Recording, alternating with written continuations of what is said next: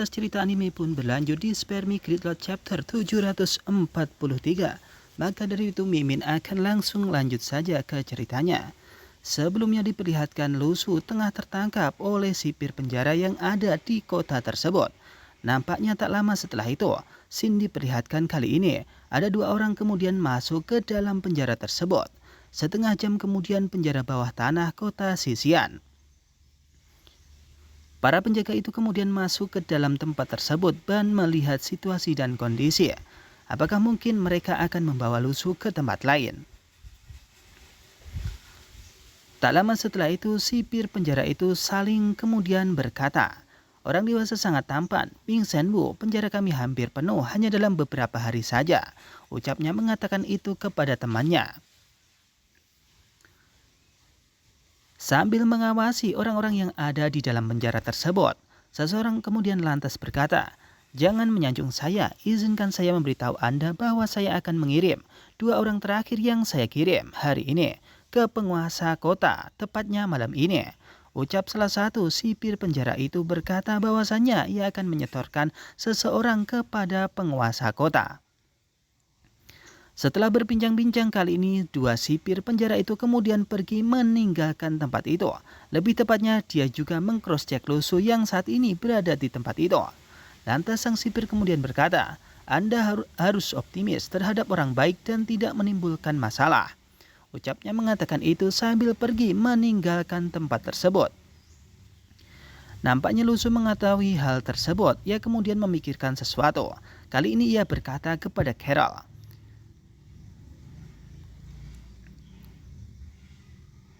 "Hei, apakah pakaian itu hendak ditawarkan? Tidak apa-apa, ini menyelamatkanku dari kesulitan mencari tahu keberadaan penguasa kota." Ucap Lusu mengatakan hal tersebut.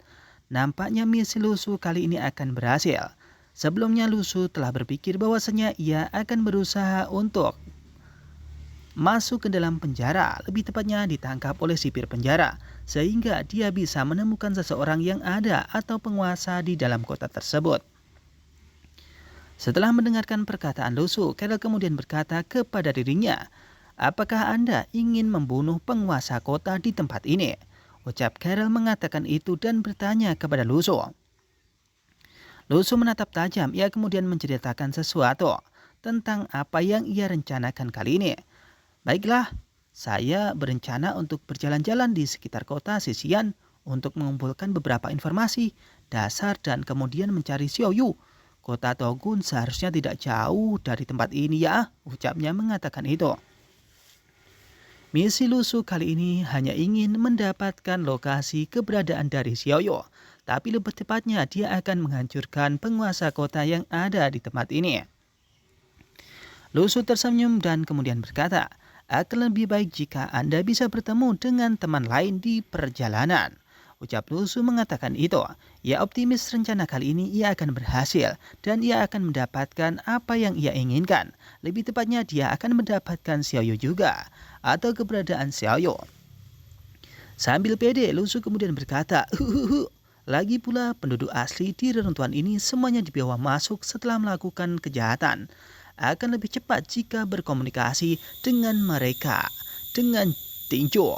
Ucap Lusu mengatakan itu.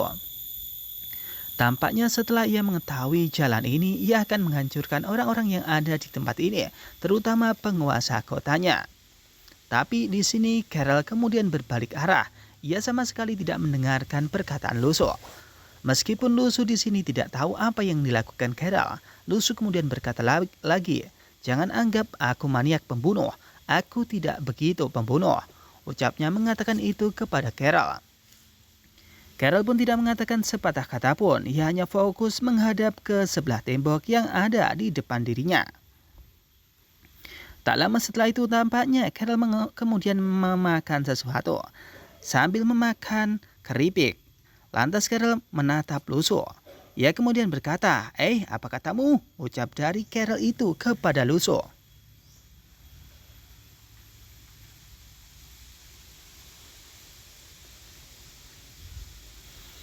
Tak lama setelah itu, Carol kemudian menawarkan sesuatu kepada Lusu. "Hei, apakah Anda ingin sesuatu?"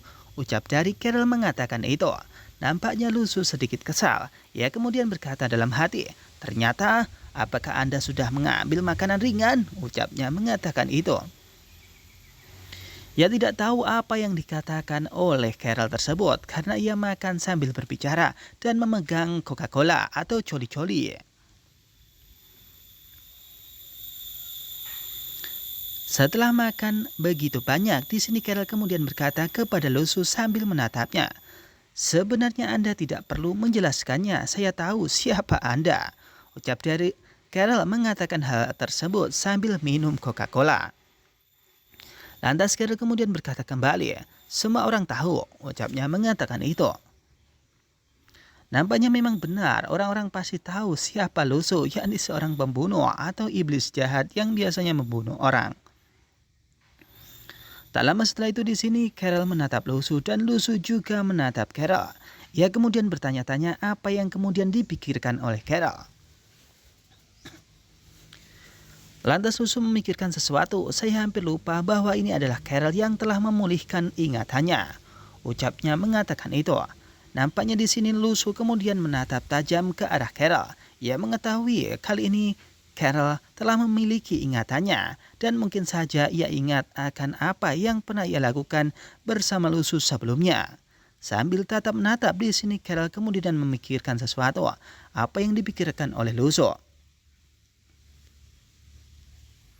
Tak lama setelahnya di sini seseorang kemudian berkata, "Hei saudara Su, suasana di sana sepertinya sangat bagus, tetapi saya ingin mengingatkan Anda bahwa tempat ini tidak kedap suara loh." Ucapnya mengatakan itu. Nampaknya di sini ya. Lusu kemudian kaget apa yang dibicarakan oleh orang lain itu kepadaku. Tiba-tiba Lusu kemudian memukul tembok yang berada di sampingnya. "Hei Cheng Zuan!" Tampaknya tembok di samping Lusu itu telah hancur sekali pukul oleh Lusu. Ia mengetahui bahwasanya di sampingnya telah berada seseorang yang ia kenal, yakni Cheng Zuan. Setelah pukulan itu, nampaknya tembok pun langsung hancur dan Cheng Zuan terpental akibat pukulan itu. "Wah, telingaku!" ucapnya mengatakan itu. Nampaknya ia kesakitan akibat pukulan yang disandarkan oleh Lusu kepada tembok yang berada tepat di sampingnya. Sambil tersenyum menatap Cheng Zuan, Lusu kemudian berkata kepada Cheng Zuan, "Hei, apakah kamu juga di penjara?" Ucap Lusu mengatakan itu. Cheng Zuan kemudian menceritakan sesuatu kepada Lusu. "Hei kakak Su, tolong jangan lakukan itu padaku. Kejutan tadi membuat kendang telingaku hampir pecah. Lagi pula aku di sini tidak dikurung di sini. Saya berinisiatif untuk masuk penjara hanya untuk membobol musuh dari dalam. Apakah kamu mengerti?" Ucapnya mengatakan itu. Nampaknya pikiran Cheng Zuan dan juga pikiran Lusu itu sama konyolnya, yakni berusaha untuk ditangkap oleh penguasa. Dan ketika ia berhasil ditangkap, maka dia akan menargetkan penguasa itu. Setelah mendengarkan perkataan dari Cheng Zuan, Lusu kemudian memikirkan sesuatu. "Yo, idenya sama persis denganku. Orang ini benar-benar arogan," ucapnya mengatakan itu. Setelah mengetahui bahwa tujuannya sama, Lusu kemudian mengatakan sesuatu kepada Cheng Zuan. Sudah berapa lama kamu di sini?" Ucap dari Lusu bertanya kepada Cheng Zuan. Ia kemudian berkata lagi, "Tunggu sebentar, kenapa hanya kamu yang ada di ruanganmu yang mengalami fluktuasi energi? Apakah Anda juga tinggal di dalam satu kamar?" Ucap dari Lusu bertanya kepada Cheng Zuan, kenapa dia berada di dalam satu ruangan, sedangkan Lusu berada di satu ruangan dua orang. Mendengarkan perkataan Lusu, Cheng Zuan kemudian berkata kepada Lusu, "Ya, mereka bilang ingin mendedikasikanku kepada penguasa kota malam ini, jadi mereka memberiku kamar pribadi." Ucapnya mengatakan itu. Lantas Cheng Zuan kemudian menceritakan kembali, "Saya awalnya ingin membunuh mereka, tetapi kemudian saya mendengar bahwa penguasa kota mereka baik kepada saya. Kali ini saya hanya ingin melihat siapa yang begitu cerdas." Ucap Cheng Zuan mengatakan itu. Kayaknya trik ini akan berhasil untuk menangkap penguasa kota. Setelah dipikir-pikir, nampaknya Pemikiran mereka bertiga itu sama, yakni Lu Su, Carol, dan juga Cheng Zuan. Lu Su kemudian berkata dalam hati, dengan kata lain, di mata para penjaga kota Luzhou, apakah aku dan Carol sama gantengnya dengan Choi Chen atau Cheng Zuan? Estetika ini sangat keren. Ucapnya mengatakan itu. Tapi nampaknya Lu Su sedikit kesal kenapa kemudian orang-orang menyamakan dia dengan Cheng Zuan. Itu mungkin tidak adil. Lu Su kemudian sedikit marah kenapa Cheng Zuan berada di dalam satu kamar, sementara dia dan juga Carol berada di tempat yang bersebelahan atau tempatnya berbeda. Setelah sedikit kesal dengan Cheng Zuan, lantas Cheng Zuan kemudian sedikit mengejek Lu Su. Hei, ngomong-ngomong, kakak Su, kenapa kalian tinggal di satu kamar? Saya ingat tata letak di sebelah sana sama dengan milik saya. Ucapnya mengatakan hal tersebut. Lu Su kemudian berkata, oh, aku juga akan ditawari tempat sepertimu.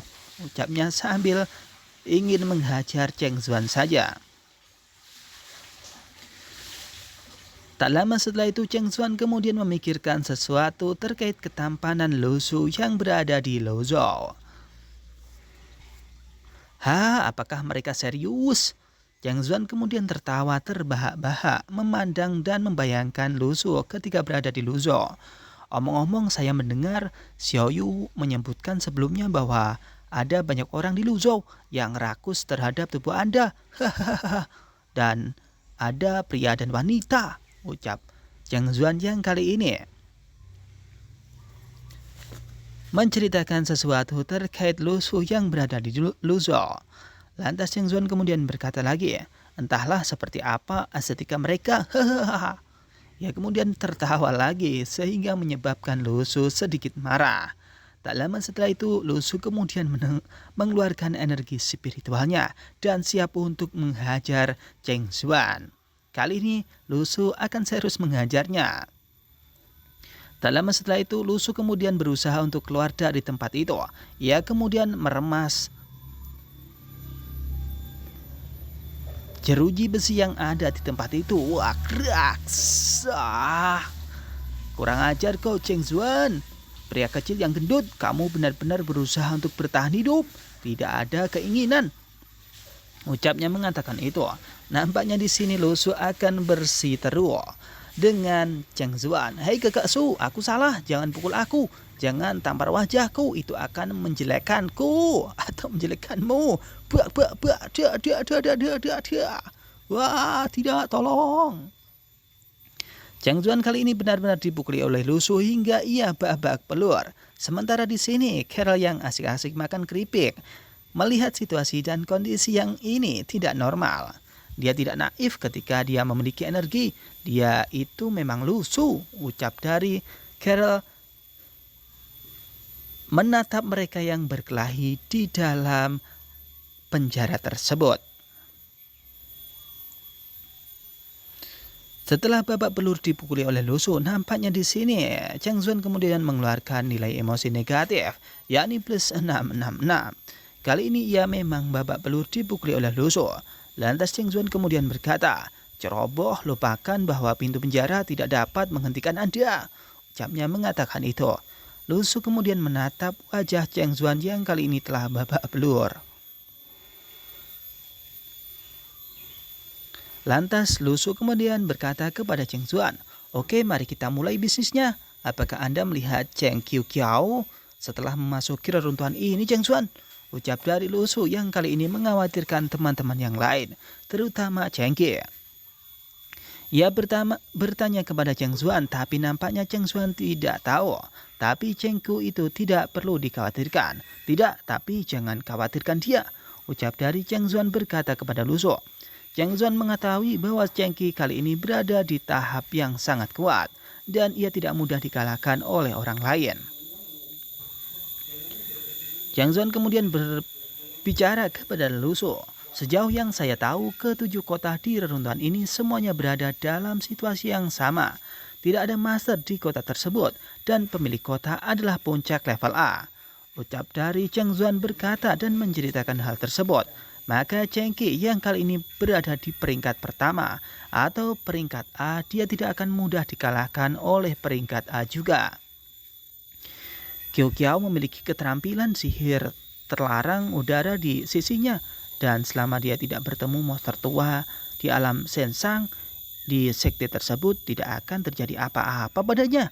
Ucap Cheng Zuan mengatakan itu. Ketika Cheng Ke tidak bertemu dengan seorang Grandmaster, dia tidak akan pernah babak belur seperti Cheng Zuan kali ini. Ia mengetahui bahwasanya Cheng Ki ini berada di peringkat A dan tidak mudah dikalahkan karena dia memiliki keterampilan yang menarik. Setelah mendengarkan perkataan Cheng Zuan, di sini Lu Su kemudian berkata, tampaknya Anda memahami situasinya dengan cukup baik dan membicarakan sekte ini secara mendetail.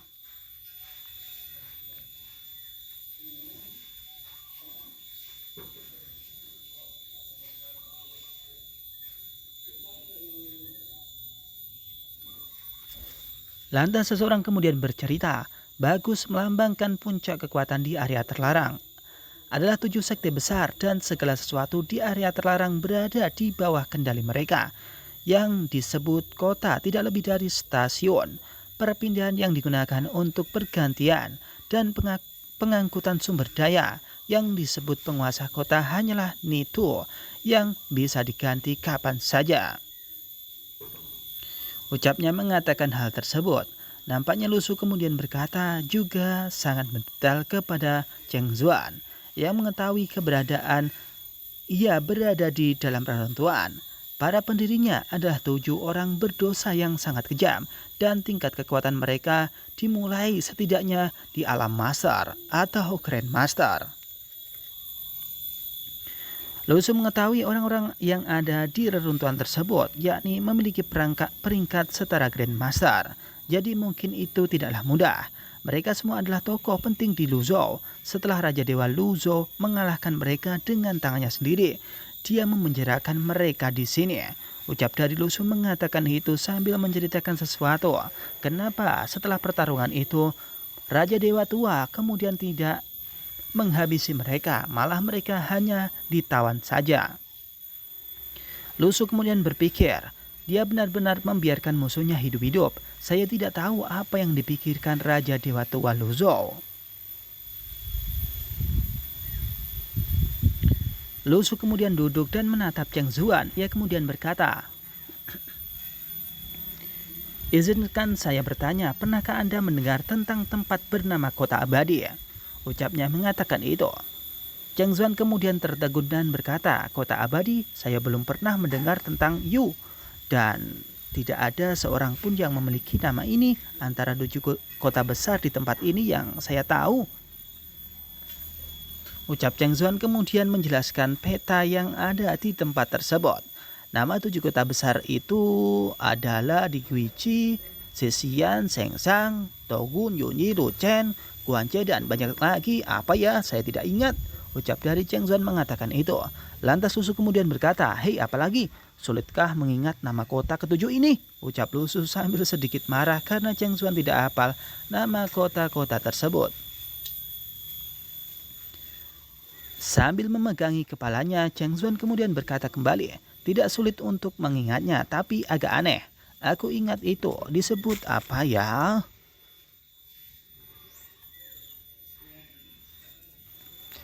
Tak lama setelah itu, Cheng Zuan kemudian memikirkan sesuatu. Cheng Sen, kamu yang terbaik. Apakah dekat dengan kota? Mungkin nama itu lebih tepat. Lu Sen, apakah kamu dalam keadaan sehat akhir-akhir ini? Ucap dari Cheng Zuan mengatakan itu kepada Lu Su. Nampaknya Lu Su kemudian tertegun setelah mendengarkan apa yang dikatakan oleh Cheng Zuan terkait nama kota itu. Kodok macam apa yang memberi nama ini? Jejak sanjungan terlalu jelas, ucap Lu Su yang memikirkan sesuatu. Kenapa orang ini sangat aneh memberikan nama kota yang sangat mencolok? Mendengar perkataan itu, nampaknya Cheng Zuan kemudian tertawa terbahak-bahak dan berkata kepada Lu Su, saudara Su, para pahlawan berpikir sama. Tapi menurutku sanjungan yang jelas dan lemah dari orang ini mungkin ada hubungannya dengan Lu Sen sendiri, bukan? Ucapnya lagi. Kali ini Lu Su kemudian bingung apa yang dikatakan oleh Cheng Zuan tersebut, sehingga menyebabkan Lu Su tidak mengatakan sepatah kata pun. Cheng Zuan kemudian berkata lagi, soalnya nama Lu Shen terdengar sangat tua. Saya kira dia mungkin adalah orang tua yang merasa puas ketika mendengar beberapa pujian dari orang lain. Sontak di sini Lu Su sedikit marah dengan perkataan dari Cheng Zuan. Kali ini Lu Su akan memukuli Cheng Zuan lagi. Ia kemudian mengeluarkan mata iblisnya dan bersiap menghajar Cheng Zuan. Hei, Cheng Zuan yang mengetahui kalau Lu Su lagi marah, ia kemudian berkata, hei saudara Su, kamu tidak akan marah lagi kan? Kamu tidak akan menghajarku? Ya, tak lama setelah itu Lu Su kemudian memukul Cheng Zuan. Kali ini Lu Su kemudian sedikit marah hingga membuat benjolan di kepala dari Cheng Zuan. Setelah 10 menit berjalan, kelihatannya Lu Su sedikit memberi dorongan kepada Cheng Zuan. Saya tidak melihat almanak ketika saya keluar. Nilai emosi negatif pun muncul dari Cheng Zuan plus 899. Setelah Cheng Zuan mengatakan hal tersebut, Lu Su kemudian berkata kembali kepada Cheng Zuan, almanak sebanyak apapun tidak dapat melindungi Anda dengan mulut Anda. Hei ngomong-ngomong, pernahkah kamu mendengar tentang pembunuhan penguasa kota Togon? Ucapnya mengatakan itu.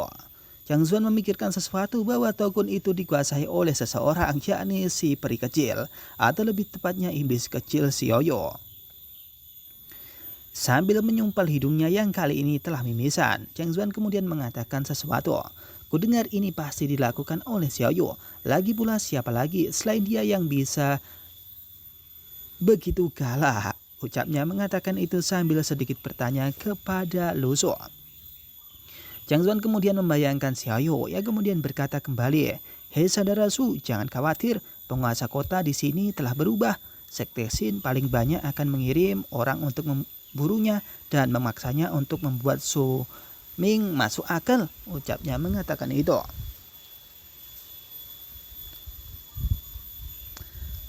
Nampaknya ini adalah sesuatu yang aneh. Ketika Xiaoyu menduduki suatu kota, mungkin akan ada orang yang marah. Dan mungkin saja Xiaoyu itu juga akan ditarget oleh seseorang. Mendengar perkataan dari Cheng Zuan, Lu Su kemudian memikirkan sesuatu. Mengejar Xiaoyu? Ucapnya mengatakan itu. Lantas ia kemudian berpikir kembali, tidak apa-apa jika mereka tidak memburu Xiaoyu. Maka mereka hanya akan mengganti penguasa kota. Jika pengganjaran datang, mungkin pemimpin sekte harus diganti.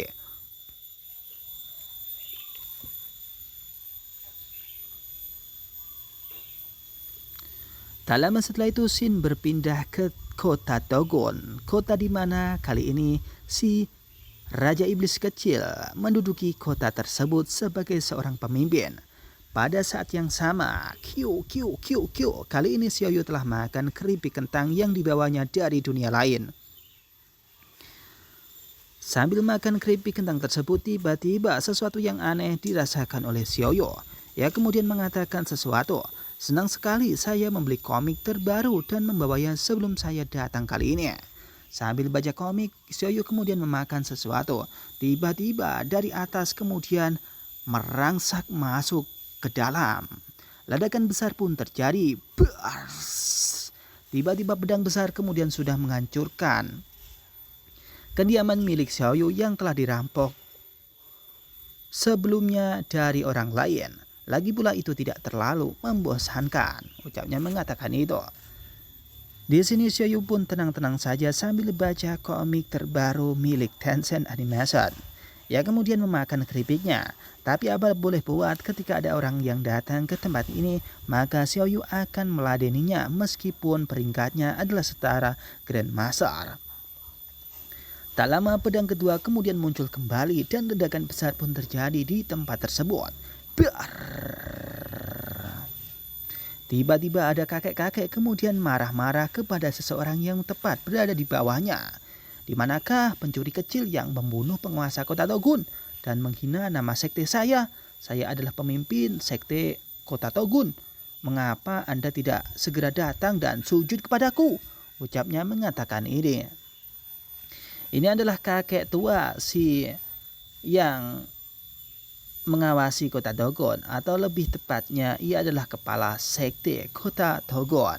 Ia kemudian marah-marah karena kali ini Xiaoyu mengacau di tempat tersebut dan menduduki kota. Maka ketua sekte itu kemudian datang ke sini untuk menghajar Xiaoyu. Tapi apa boleh buat, setara Grandmaster Xiaoyu kemudian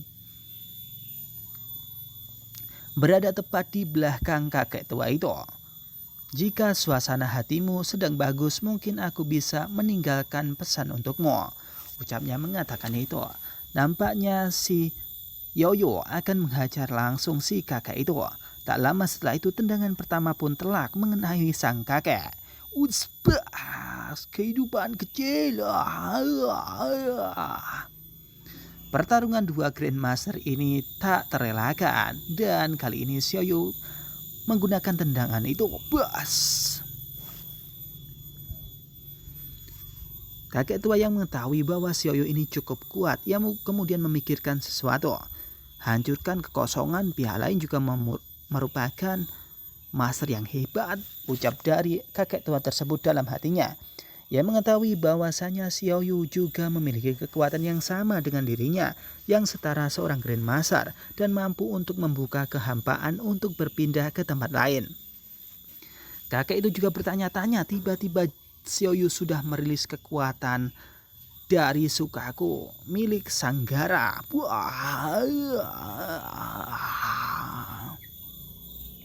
Pasir hisap milik Xiaoyu bersiap untuk menghajar kakek tua tersebut. Saat kakek tua itu kemudian terlempar jauh akibat tendangan Xiaoyu, kali ini Xiaoyu kemudian merilis pasir hisapnya lewat roh Anthony dan langsung saja pasir hisap itu kemudian memakan lahap tubuh dari sang kakek tua itu. Xiaoyu kemudian berjalan sambil menatapi mereka, ternyata menjadi pemimpin sekte. Ini benar-benar sebuah kejutan yang tak terduga. Ucap Xiaoyu mengatakan itu sambil pede akan melawan seorang Grandmaster tersebut. Xiaoyu kemudian mengacungkan tangannya dan bersiap untuk merilis kekuatan dahsyatnya. Aku punya sesuatu yang perlu aku ketahui. Jadi ya, ucapnya mengatakan itu. Tinggalkan jiwa. Xiaoyu kemudian menghajar kakek tua tersebut dan akan mengambil jiwanya sehingga dia mampu untuk mengoreksi siapa sebenarnya kakek tua itu dan menambah kekuatan dari roh-roh yang ada yang dimiliki oleh Xiaoyu, dan cerita pun berakhir di sini. Akan dilanjut di Spare Me Gridlock chapter yang selanjutnya.